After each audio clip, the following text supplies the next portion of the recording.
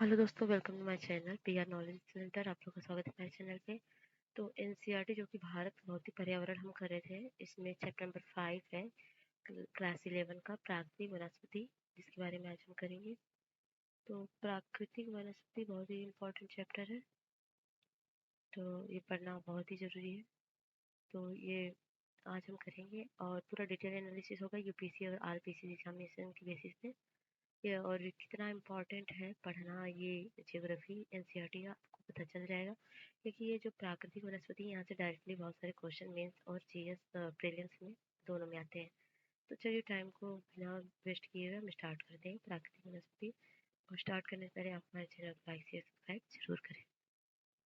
प्राकृतिक वनस्पति, क्या आप सभी किसी पिकनिक के लिए जंगल गए हैं? क्या अगर आप शहर में रहते हैं तो अवश्य ही पार्क के गए होंगे, और अगर गांव में रहते हैं तो आम, अमरूद, नारियल के बगीचे में गए होंगे। आप प्राकृतिक और मानव रोपित वनस्पति में कैसे अंतर करते हैं? जो पौधा जंगल में प्राकृतिक वनस्पति परिस्थितियों में फलता फूलता है, वही पेड़ आपके बगीचे में मानव देखरेख में उगाया जा सकता है।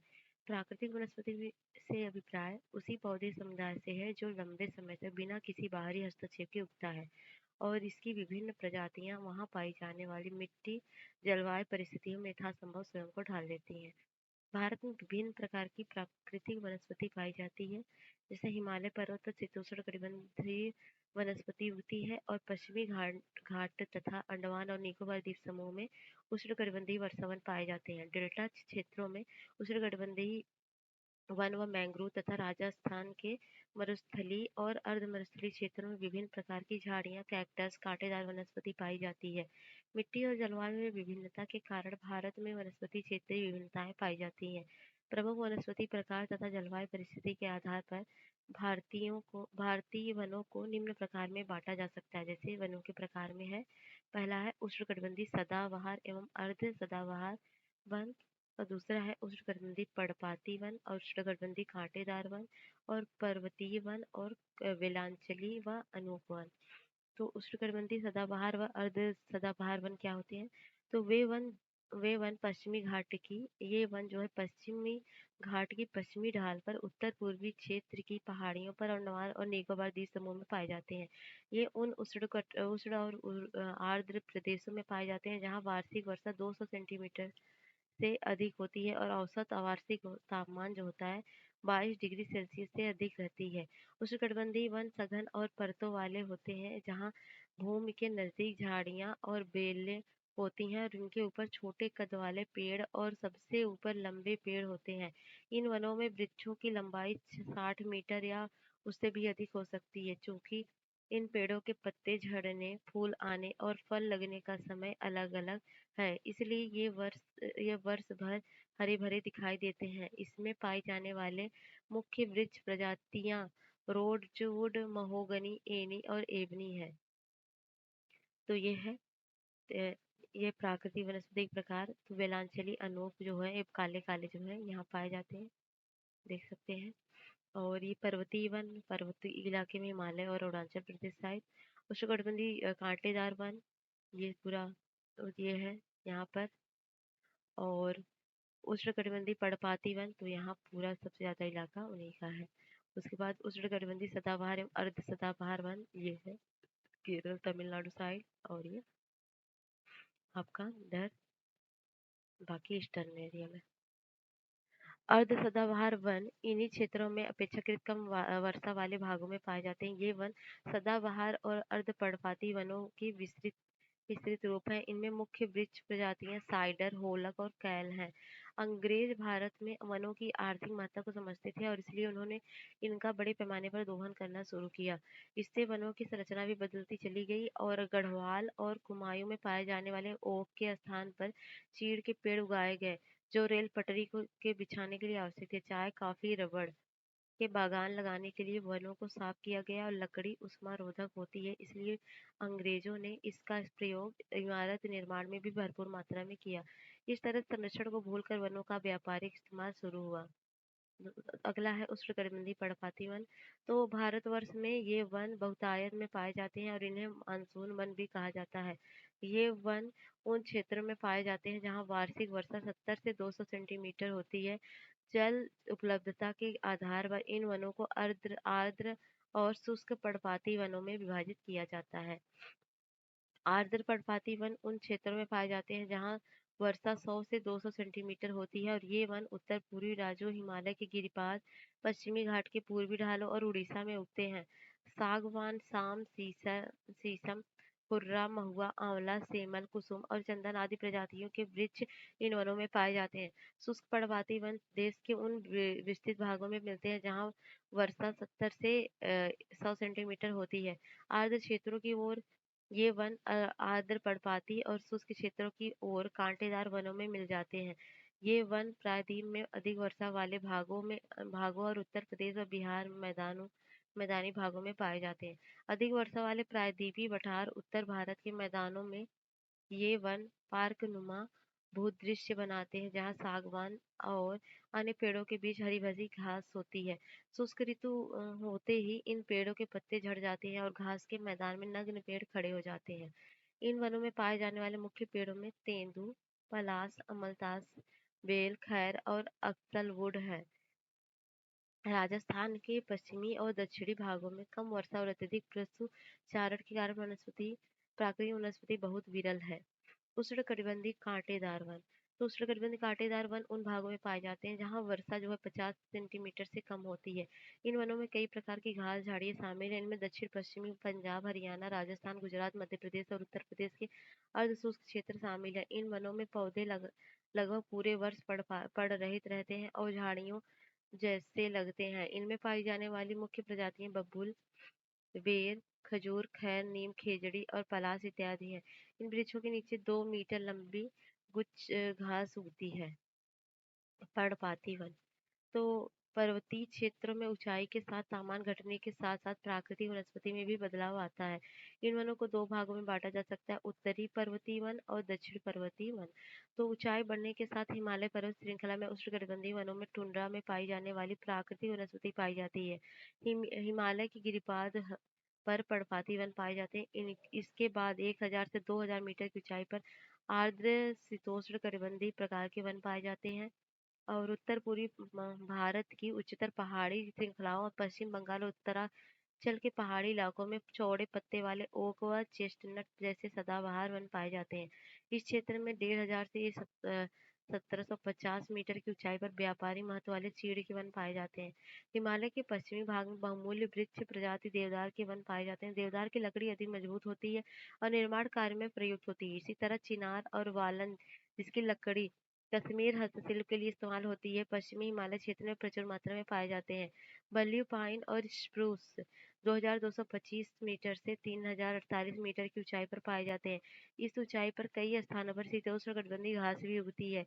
इससे अधिक ऊंचाई पर एल्पाइन वन और चारागाह वन पाए जाते हैं और 3000 से 4000 मीटर की ऊंचाई पर सिल्वर व फर, जूनिपर, पाइन, बर्च और रोडोडेंड्रॉन आदि वृक्ष मिलते हैं। शीत ऋतु सारी ऋतु प्रवास करने वाले समुदाय जैसे गुज्जर, बकरवाल, गड्डी और भूटिया इन चारागाहों का पशुचारण के लिए भरपूर प्रयोग करते हैं। शुष्क उत्तरी ढालों की तुलना में अधिक वर्षा वाले हिमालय के दक्षिणी ढालों पर अधिक वनस्पति पाई जाती है। अधिक ऊंचाई वाले भागों में टुंड्रा वनस्पति जैसे मांस और लाइकेन आदि पाई जाती हैं। दक्षिण पर्वतीय वन मुख्यतः प्रायद्वीप के 3 भागों में मिलते हैं। तो ये पाए जाते हैं पश्चिमी घाट, विंध्याचल और नीलगिरी पर्वत श्रृंखलाओं में। चूंकि ये श्रृंखलाएं उष्णकटिबंधीय पड़ती हैं और इनकी समुद्र तल से ऊंचाई लगभग 1500 मीटर होती है, इसलिए यहाँ ऊंचाई वाले क्षेत्र शीतोष्णकटिबंधीय और निचले क्षेत्रों में उपोष्णकटिबंधीय प्राकृतिक वनस्पति पाई जाती है। केरल, तमिलनाडु और कर्नाटक प्रांतों में पश्चिम घाट में इस तरह की वनस्पति विशेषकर पाई जाती है। नीलगिरी, अन्नामलाई और पालनी पहाड़ियों पर पाए जाने वाले शीतोष्णकटिबंधीय वनों को सोलास के नाम से जाना जाता है। इन वनों में पाए जाने वाले वृक्षों को मगनोलिया, लैरेल, सिनकोना और वैटल का आर्थिक महत्व है। ये वन सतपुड़ा और मैकाल श्रेणी में पाए जाते हैं। वेलांचली व अनूप वन। भारत में विभिन्न प्रकार के आर्द्र और अनूप आवास पाए जाते हैं। इसके 70% भाग पर चावल की खेती की जाती है। भारत में 39 लाख हेक्टेयर भूमि आर्द्र आर्द्र है। उड़ीसा में चिल्का और भरतपुर में केवलादेव राष्ट्रीय पार्क और अंतर्राष्ट्रीय महत्व की आर्द्र भूमियों के अधिवेशन रामसर अधिवेशन के अंतर्गत रक्षित जल कुक्कुट आवास हैं। अंतर्राष्ट्रीय अधिवेशन संयुक्त राष्ट्र के सदस्य देशों के बीच एक समझौता है। हमारे देश की आर्द्र भूमि को 8 वर्गों में रखा जाता है, जो इस प्रकार है। दक्षिण में दक्कन पठार के जलाशय और दक्षिण पश्चिमी तटीय क्षेत्र की लैगून व आर्द्र भूमि में। दूसरा है राजस्थान, गुजरात, कच्छ की खारे जल वाली भूमि में। और तीसरा है गुजरात, राजस्थान से पूर्व केवलादेव राष्ट्रीय पार्क और मध्य प्रदेश की ताजा जल वाली झीलें झीलें व जलाशय में। और चौथा है भारत के पूर्वी तट पर डेल्टाई आर्द्र भूमि व लैगून पर, जैसे चिल्का झील आदि। और पांचवा है गंगा मैदान में ताजे जल वाले कच्छ क्षेत्र में। और अगला है छठवां ब्रह्मपुत्र घाटी में बाढ़ के मैदान व उत्तर पूर्वी भारत और हिमालय गिरिपाद के कच्छ एवं अनूप क्षेत्र में। और सातवां है कश्मीर और लद्दाख की पर्वतीय झीलों और नदियों में। और आठवां है अंडमान और निकोबार द्वीप समूह के द्वीप चापों के मैंग्रोव तथा दूसरे आर्द्र क्षेत्र में। तो मैंग्रोव लवण, कच्छ, ज्वारी, संकरी खाड़ी एवं पंख मैदानों और ज्वारनद मुख्य तटीय क्षेत्रों में उगते हैं। इनमें बहुत से लवण न प्रभावित होने वाले पेड़ पौधे होते हैं। बंधे जल व जवारी प्रवाह की संकरी खाड़ियों से आड़े तिरछे ये वन विभिन्न किस्म के पक्षियों को आश्रय प्रदान करते हैं। भारत में मैंग्रोव वन 6,740 वर्ग किलोमीटर क्षेत्र में फैले हैं, जो विश्व के मैंग्रोव क्षेत्र का 7% है। ये अंडमान और निकोबार द्वीप समूह और पश्चिम बंगाल के सुंदरवन डेल्टा से अत्यधिक विकसित है। इसके अलावा ये महानदी गोदावरी, कृष्णा नदियों के डेल्टाई भाग में पाए जाते हैं। इन वनों में बढ़ते अतिक्रमण के कारण इसका संरक्षण आवश्यक हो गया है। वन और जीवन, असंख्य जनजाति व लोगों के लिए वन एक आवास, रोजी रोटी और अस्तित्व है। ये उन्हें भोजन, फल, खाने लायक वनस्पति, शहद, पौष्टिक जड़ें और शिकार के लिए वन्य जानवर प्रदान करते हैं। ये उन्हें घर बनाने का सामान और कलाकारी की वस्तुएं देते हैं। जनजाति समुदायों के लिए वनों की महत्ता सभी जानते हैं, क्योंकि ये उनके जीवन और आर्थिक क्रियाओं के आधार है।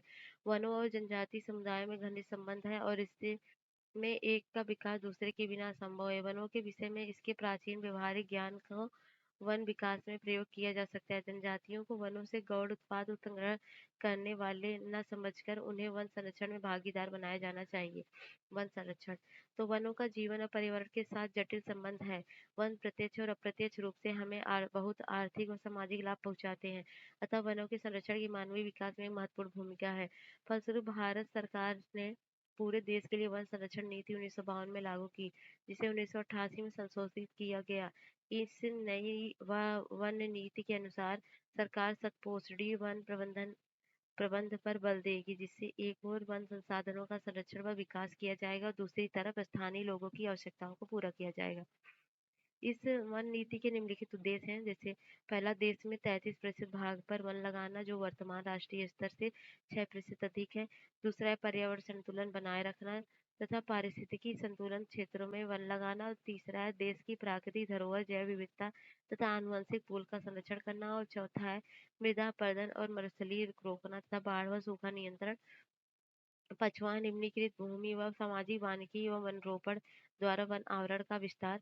और छठवां है वनों की उत्पादकता बढ़ाकर वनों पर निर्भर ग्रामीण जातियों को इमारती लकड़ी, ईंधन, चारा और भोजन उपलब्ध करवाना और लकड़ी के स्थान पर अन्य वस्तुओं का प्रयोग में लाना। और सातवां है पेड़ काटने लगाने लगाने को बढ़ावा देने के लिए पेड़ों की कटाई रोकने के लिए जन आंदोलन चलाना, जिसमें महिलाएं भी शामिल हो ताकि वनों पर दबाव कम हो। इस वन संरक्षण नीति के अंतर्गत निम्न कदम उठाए गए हैं, जैसे सामाजिक वानिकी। सामाजिक वानिकी का अर्थ है पर्यावरण, सामाजिक व ग्रामीण विकास में मदद के उद्देश्य से वनों का प्रबंध और सुरक्षा व उस भूमिका पर वन रोपण। राष्ट्रीय कृषि आयोग ने सामाजिक वानिकी को 3 वर्गों में बांटा है: शहरी वानिकी, ग्रामीण वानिकी और फार्म वानिकी।